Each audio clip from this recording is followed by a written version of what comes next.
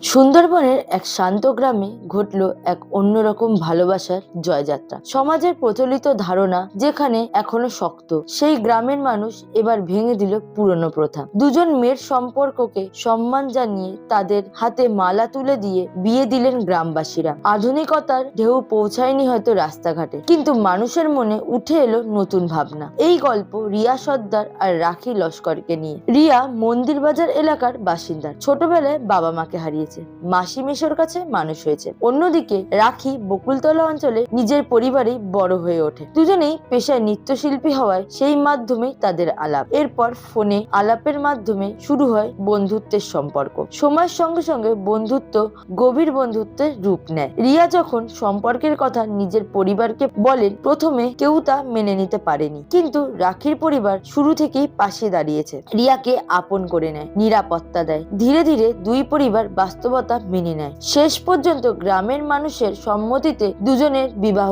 সম্পূর্ণ হয়। সেখানে উপস্থিত ছিলেন এলাকার অসংখ্য মানুষ। সমাজের ভয়, কুসংস্কার আর নিয়মকে পিছনে ফেলে শুধু নিজের ভালোবাসাকে সামনে রেখে এগিয়ে যাওয়ার সাহস দেখিয়েছে এই দুই তরুণী। কেউ কেউ নেতিবাচক মন্তব্য করলেও অধিকাংশ মানুষই তাদের সাহসিকতার প্রশংসায় ভরিয়ে দিচ্ছেন। রিয়া ও রাখি এই পদক্ষেপ শুধু সুন্দরবন নয়, নতুন প্রজন্মের কাছে যেন একটি বার্তা। ভালোবাসার কোনো বাঁধন নেই, কোনো সংকীর্ণ সীমা নেই। আচ্ছা, এই বিষয়ে আপনার কি মতামত কমেন্টে জানাতে ভুলবেন না। আমাদের চ্যানেলটি সাবস্ক্রাইব করুন, শেয়ার করুন। ধন্যবাদ।